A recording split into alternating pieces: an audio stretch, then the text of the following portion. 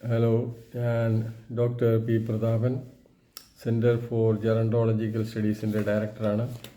ഇന്ന് സംസാരിക്കാൻ പോകുന്നത് ഇന്നത്തെ ഓഗസ്റ്റ് 19 വന്ന പത്രങ്ങളിൽ വന്നിട്ടുള്ള ഒരു പ്രധാന വാർത്തയെക്കുറിച്ചാണ്. കരുവാറ്റായിലുള്ള ഒരു മുതിർന്ന പൗരൻ ശിവൻകുട്ടി ചെട്ടിയാർ കൊല്ലപ്പെട്ടിരിക്കുന്നു. ശിവൻകുട്ടി ചെട്ടിയാരെ കൊല്ലുന്നതിന് വേണ്ടിയുള്ള കൊട്ടേഷൻ കൊടുത്തത് അദ്ദേഹത്തിൻ്റെ മകളുടെ മകളായ 13 വയസ്സായ പെൺകുട്ടിയാണ്. ആ പെൺകുട്ടിയുടെ സുഹൃത്തുക്കളായ 3 16, 17 വയസ്സുള്ള കുട്ടികളാണ് ഈ കുറ്റകൃത്യം നടത്തിയിട്ടുള്ളത്.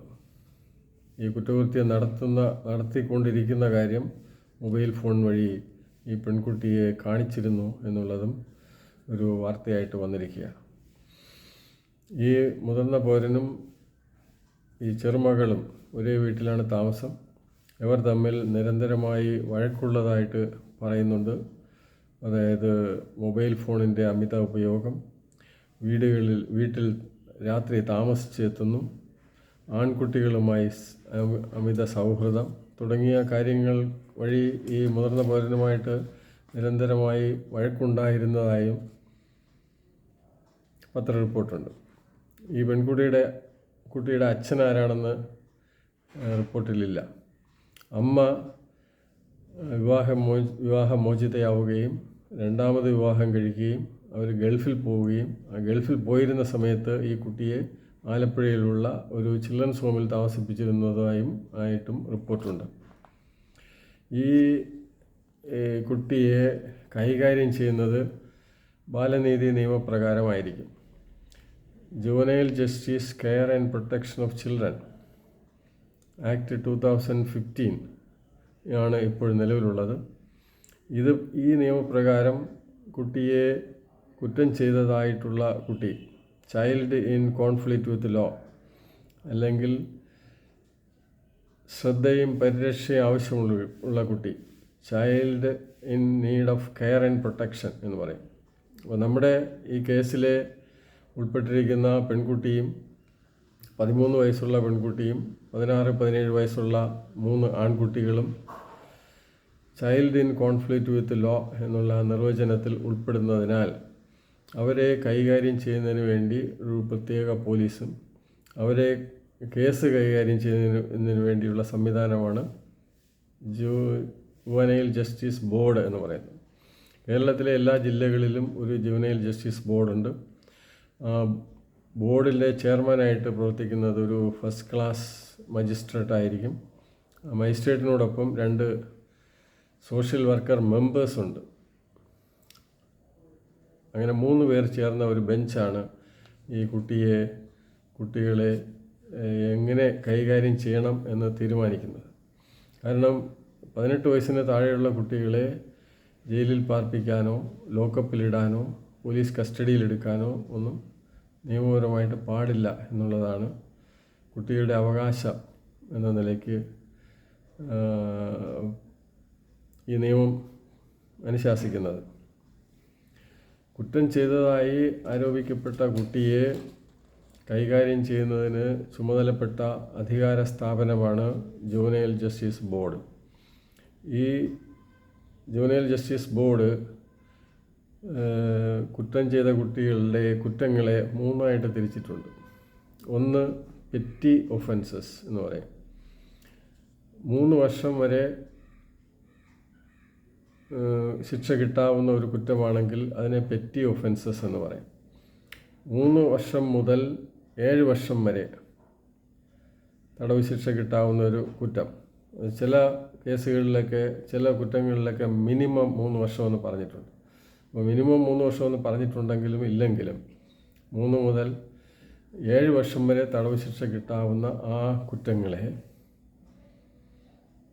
സീരിയസ് ഒഫൻസസ് എന്ന് പറഞ്ഞിട്ടുണ്ട്. 7 വർഷത്തിന് മുകളിൽ ശിക്ഷ കിട്ടാവുന്ന ഏതെങ്കിലുമാണ് കുറ്റം ചെയ്തിട്ടുള്ളതെങ്കിൽ അതിനെ ഹീനിയസ് ക്രൈം എന്ന് പറയും. അങ്ങനെ 3 തരത്തിൽ കുറ്റകൃത്യങ്ങളെ വേർതിരിച്ചിട്ടുണ്ട്. ഇതിൽ പെറ്റി ഒഫൻസും സീരിയസ് ഒഫൻസും ആണെങ്കിൽ അത് ജുവനൈൽ ജസ്റ്റിസ് ബോർഡ് കൈകാര്യം ചെയ്യും. ഹീനിയസ് ക്രൈമാണ് ചെയ്തിട്ടുള്ളതെങ്കിൽ അത് ഒരു പ്രിലിമിനറി അന്വേഷണം ജുവനൈൽ ജസ്റ്റിസ് ബോർഡ് നടത്തണം എന്ന് പറയുന്നു. പ്രിലിമിനറി അന്വേഷണം എന്ന് പറയുന്നത് ഒരു കുട്ടിയുടെ മാനസിക നില, ആ കുറ്റം ചെയ്യാനുണ്ടായ സാഹചര്യം, കുറ്റകൃത്യത്തിൻ്റെ കാഠിന്യം, സമയം, ഇതെല്ലാം നോക്കി കുട്ടിയുടെ മാനസിക നില, കുട്ടിക്ക് കുറ്റം ചെയ്യാനുള്ള കുറ്റത്തിൻ്റെ കോൺസിക്വൻസസ് അറിയാനുള്ള കഴിവുണ്ടോ എന്നുള്ള കാര്യങ്ങളൊക്കെ പരിശോധിച്ചിട്ട് ജുവനൈൽ ജസ്റ്റിസ് ബോർഡ് പരിശോധിക്കും. ഈ പരിശോധിക്കുന്നതിന് വേണ്ടി ഒന്നുകിൽ സൈക്കോളജിസ്റ്റ്, സൈക്കോ സോഷ്യൽ വർക്കേഴ്സ് തുടങ്ങിയവരുടെ സഹായവും ഈ ജുവനൈൽ ജസ്റ്റിസ് ബോർഡിന് സഹായം തേടാവുന്നതാണ്. അപ്പോൾ ഈ 16 വയസ്സ് കഴിഞ്ഞ് 18 വയസ്സ് പൂർത്തിയായിട്ടുമില്ല, അത് കുട്ടിയാണ്. അപ്പോൾ 16 വയസ്സ് കഴിഞ്ഞ ഒരാൾ ആണ് ഈ സീരിയസ് ഒഫൻസ് ചെയ്തതെങ്കിൽ ഈ പ്രിലിമിനറി എൻക്വയറി നടത്തും JJB, ജുവനൈൽ ജസ്റ്റിസ് ബോർഡ്. ഈ പ്രിലിമിനറി എൻക്വയറിയിൽ ഞാൻ ഈ പറഞ്ഞ കാര്യങ്ങളെല്ലാം അന്വേഷിക്കുകയും അതോടൊപ്പം തന്നെ ഒരു സോഷ്യൽ ഇൻവെസ്റ്റിഗേഷൻ റിപ്പോർട്ട് വരുത്തും ആ കുട്ടിയെപ്പറ്റി. സോഷ്യൽ ഇൻവെസ്റ്റിഗേഷൻ റിപ്പോർട്ട് സാധാരണ കൊടുക്കുന്നത് ആ ജില്ലയിലെ പ്രൊബേഷൻ ഓഫീസറാണ്. അപ്പോൾ ഈ പോലീസിൻ്റെ റിപ്പോർട്ട്, മുൻകാല കുറ്റകൃത്യങ്ങളെക്കുറിച്ചുള്ള പോലീസിൻ്റെ റിപ്പോർട്ട്, പ്രൊബേഷൻ ഓഫീസറിൻ്റെ റിപ്പോർട്ട്, സൈക്കോളജിസ്റ്റിൻ്റെ റിപ്പോർട്ട്, സൈക്യാട്രിസ്റ്റിൻ്റെ റിപ്പോർട്ട്, ഇങ്ങനെയുള്ള കാര്യങ്ങളെല്ലാം പരിശോധിച്ച് ആ കുട്ടിയെ വേണമെങ്കിൽ ബോർഡിന് കുട്ടിയായിട്ട് പരിഗണിച്ച് JJBക്ക് തന്നെ അത് കൈകാര്യം ചെയ്യാം. അതേസമയം ഇത് ഹീനിയസ് ക്രൈം ചെയ്തത് മനഃപൂർവ്വമാണ്, അല്ലെങ്കിൽ സീരിയസ് ആണ് എന്ന് ഈ ബോർഡിന് തോന്നുകയാണെങ്കിൽ ഈ ബോർഡിന് ഈ കേസ് ചിൽഡ്രൻസ് കോടതിയിലേക്ക് മാറ്റിക്കൊണ്ടൊരു ഉത്തരവിടാവുന്നതാണ്. ഓരോ ജില്ലയിലും ഓരോ ചിൽഡ്രൻസ് കോടതിയുണ്ട്. ഒരു സെഷൻസ് കോടതിക്ക് തുല്യമായിട്ടുള്ള അധികാരമുള്ള ഒരു ജഡ്ജിയാണ് ചിൽഡ്രൻസ് കോടതിയിലുള്ളത്. അപ്പോൾ ഈ 16 വയസ്സ് പൂർത്തിയായി, അതേസമയം അത് ഹീനിയസ് ക്രൈമാണ് ചെയ്തിട്ടുള്ളത്, അത് ബോർഡിന് പരിഗണിക്കാൻ പറ്റുന്നതിനേക്കാളും കാഠിന്യമുള്ള ഒരു കുറ്റമാണ് എന്ന് ബോർഡിന് തോന്നുകയാണെങ്കിൽ ആ ബോർഡിന് ഈ കേസ് ചിൽഡ്രൻസ് കോടതിയിലേക്ക് മാറ്റാനായി ഉത്തരവിടാവുന്നതാണ്. അങ്ങനെ മാറ്റിയാൽ ഈ കുട്ടികളെ ഒരു മുതിർന്ന കുറ്റവാളികളായി പരിഗണിച്ചുകൊണ്ട് സെഷൻസ് കോടതി, അതായത് ചിൽഡ്രൻസ് കോടതി, ആ ട്രയൽ നടത്തുന്നതാണ്. ഇത് ഡൽഹിയിലെ ഒരു സംഭവം, കുട്ടികൾ ഉൾപ്പെട്ട ഒരു കൊലപാതകം നടന്നതിനെ തുടർന്ന് വർമ്മ കമ്മീഷനെ നിയമിക്കുകയുണ്ടായി. വർമ്മ കമ്മീഷൻ്റെ റിപ്പോർട്ട് പ്രകാരമാണ് 16 വയസ്സ് കഴിഞ്ഞവരെ സെഷൻസ് കോടതിയിലേക്ക് മാറ്റി അവരെ മുതിർന്നവരായിട്ട് പരിഗണിക്കാം എന്നുള്ള ഒരു ഭേദഗതി ജുവനൈൽ ജസ്റ്റിസ് ബോർഡിൽ, ജുവനൈൽ ജസ്റ്റിസ് ആക്റ്റിലുണ്ടായിരുന്നു. അത് ഇപ്പോഴും 16 വയസ്സിന് താഴെയാണെങ്കിൽ ആ കുട്ടിയെ ഒരു കാരണവശാലും ചിൽഡ്രൻസ് കോടതിയിലേക്ക് മാറ്റാൻ ബാലനീതി നിയമപ്രകാരം പറ്റുന്നതല്ല. ഈ കേസിലെ ഒരു ഇൻസ്റ്റിഗേറ്റർ എന്ന് പറയുന്നത് ഒരു പെൺകുട്ടിയാണ്. ആ പെൺകുട്ടിക്ക് 13 വയസ്സാണ് എന്നാണ് പറയുന്നത്. 13 വയസ്സാണെങ്കിൽ ആ കുട്ടിയെ ഒരു കാരണവശാലും സെഷൻസ് കോടതിയിലേക്ക് ട്രാൻസ്ഫർ ചെയ്യാൻ പറ്റില്ല. അത് JJBക്ക് മാത്രമേ അത് പരിഗണിക്കാൻ പറ്റുള്ളൂ എന്നുള്ളതാണ് ഒരു വസ്തുത. ആവശ്യമായ അന്വേഷണങ്ങൾ ഈ ജുവനൈൽ ജസ്റ്റിസ് ബോർഡ് നടത്തിയതിന് ശേഷം ജുവനൈൽ ജസ്റ്റിസ് ബോർഡിന് ചെയ്യാൻ പറ്റുന്ന കാര്യങ്ങളാണ് ആ കുട്ടിയെ സ്വന്തം മാതാപിതാക്കളോടൊപ്പം വിട്ടുകൊടുക്കുക, അല്ലെങ്കിൽ ഗ്രൂപ്പ് കൗൺസിലിങ്ങിന് വിടുക, അല്ലെങ്കിൽ ഫിറ്റ് സ്ഥാപനങ്ങളിൽ വിട്ടുകൊടുക്കുക, കമ്മ്യൂണിറ്റി സർവീസിന് വിടുക, പേരൻസിനോ അല്ലെങ്കിൽ വരുമാനമുള്ള കുട്ടിയാണെങ്കിൽ കുട്ടിയിൽ നിന്ന് ഫൈൻ ഈടാക്കുക.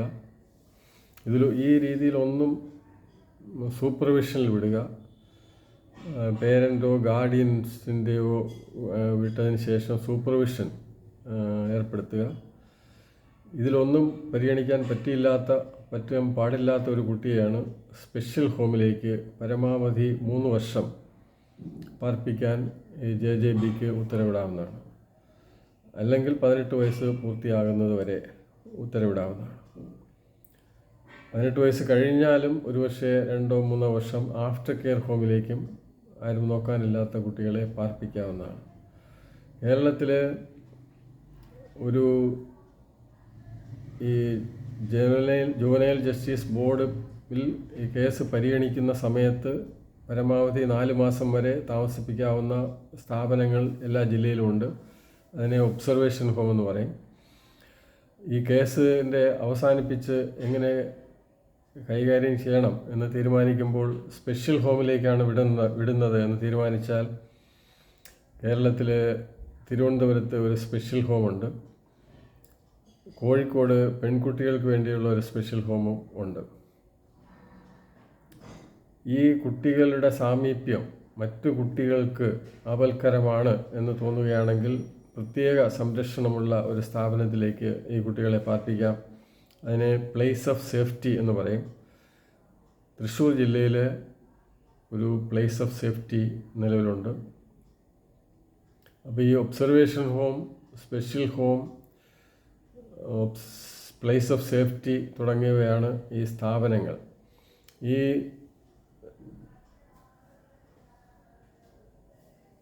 ഈ സ്ഥാപനങ്ങളിൽ കുട്ടിയെ പരമാവധി 3 വർഷത്തേക്കാണ് താമസിപ്പിക്കുവാൻ കഴിയുന്നത്. ഇങ്ങനെ താമസിപ്പിക്കുന്ന ഒരു കുട്ടിക്ക് വേണ്ട വിദ്യാഭ്യാസം കൊടുക്കുക, കൗൺസിലിംഗ് കൊടുക്കുക, സൈക്കാട്രിക് സേവനങ്ങൾ കൊടുക്കുക, തൊഴിൽ പരിശീലനം കൊടുക്കുക, സ്കിൽ ഡെവലപ്മെൻറ്റ് കൊടുക്കുക തുടങ്ങിയ കാര്യങ്ങളാണ് ഈ സ്പെഷ്യൽ ഹോമിൽ വഴി ചെയ്യേണ്ടത്. അതിനുള്ള സൗകര്യങ്ങൾ നമ്മുടെ ചിൽഡ്രൻസ് ഹോമുകളിലും ഈ സ്പെഷ്യൽ ഹോമുകളിലും, പ്രത്യേകിച്ച് ഒബ്സർവേഷൻ ഹോം, സ്പെഷ്യൽ ഹോം എന്നിവിടങ്ങളിൽ എത്രമാത്രം ഉണ്ട് എന്നുള്ളത് പരിശോധിക്കേണ്ട ഒരു കാര്യമാണ്. ജയിലുകളിൽ കുട്ടികളെ പാർപ്പിക്കാൻ പാടില്ല എന്നുള്ള ആ ഒരു കുട്ടികളുടെ അവകാശ സംരക്ഷണത്തിൻ്റെ ഭാഗമായിട്ടാണ് ബാലനീതി നിയമം ഉണ്ടാക്കിയത്. ജയിലിന് പകരമാണ് സ്പെഷ്യൽ ഹോം ഉണ്ടാക്കിയത്. കേരളത്തിൽ ആൺകുട്ടികൾക്ക് വേണ്ടി തിരുവനന്തപുരത്ത് ഒരു സ്പെഷ്യൽ ഹോമുണ്ട്. പെൺകുട്ടികൾക്ക് വേണ്ടി കോഴിക്കോടും ഒരു സ്പെഷ്യൽ ഹോം നിലവിലുണ്ട്.